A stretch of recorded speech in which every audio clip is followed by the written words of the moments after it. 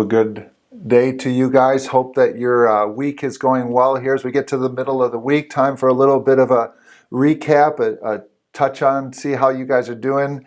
Last Sunday, Rick took us through, closed out the end of chapter 14 in Luke as we've continued that series. And this was a big one. This was what it means to be a disciple of Jesus. Jesus himself told three different ways of needing to count the cost of what it meant to follow him. And one of the ways he described counting the cost is you wouldn't build a tower, or in our day, build a house or a building without thinking through how much it's going to cost in the end. You don't want to get halfway through and be out of money. Rick gave us a couple of great examples of that. He also describes in Luke, Jesus describes you wouldn't want to be a king that thinks about going off to war, planning a war that you know that you can't finish, right? That you want to be able to see the big picture, know the cost that it's going to take before you make such a strong decision. And before that, Jesus gives a really strong one within that of if you're going to be a disciple, a follower, a committed follower of Jesus, you're going to have to carry your cross. Now for us, we get it. I think our religiosity, we get that phrase a little bit, but we maybe don't understand it as well as the people then would have understood what Jesus was getting at. Carrying a cross was an implement of death. It was a serious thing for them to think about. It was an in their face. That's what the Romans did, etc. What might that look like today? We may not have a great picture of it. But I do want to share with you something from Districts. Our main speaker was Dan Leanne. His name was. He's a pastor down in South Carolina. But he shared with our students a very visual way of describing what Jesus was getting at with carrying your cross, why it's such a big commitment to be a follower of Jesus. Now, Dan was a strong dude. He had huge arms. And so he gave an example by picking up a pub table. You know what a pub table is. We have some in our fellowship hall. They kind of have a big stem with a table on it or whatever, but I don't know how much it is, but it would be too hard for me to show you. But Dan grabbed a pub table with one arm. I'm going to use a music stand because that's more my bicep possibilities than him. But for 15 or so minutes, he walked around the stage showing us what it means to carry your cross with this idea of a pub table. And what he got at was a few things. He gave us some memorable things.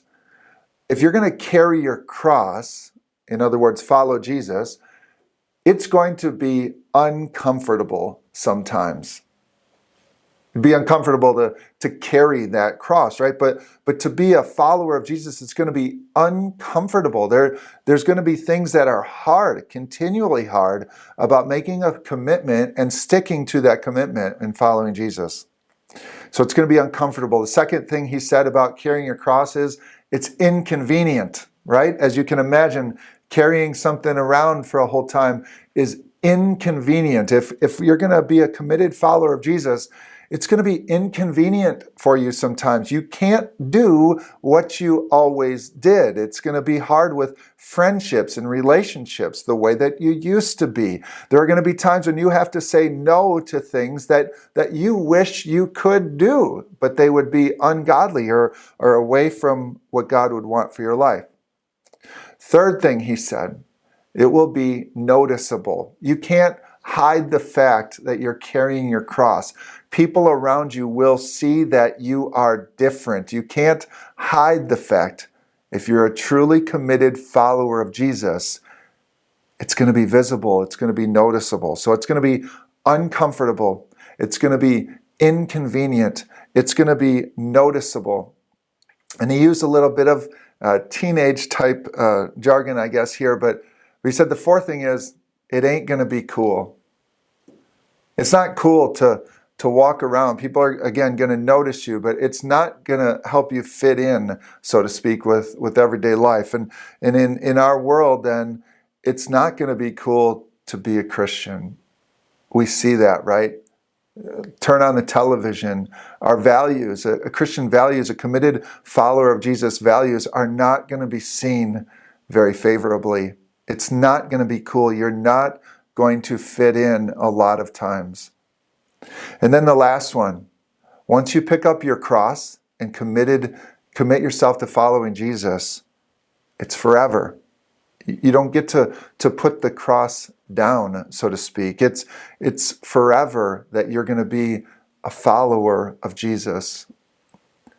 The good news is that's really good news. We know that when we are committed to Jesus, He is faithful. He will be with us. And in spite of any of these hardships, and in spite of the difficulties of carrying our cross, He will be there with us forever. It's forever what Jesus offers. A committed follower of Him gets Jesus forever. And so carrying your cross is uncomfortable. It will be inconvenient. It will be noticeable. It ain't cool, and it will be forever, but it will be forever worth it. So what will you do as you think about counting the cost of following Jesus with your life this week?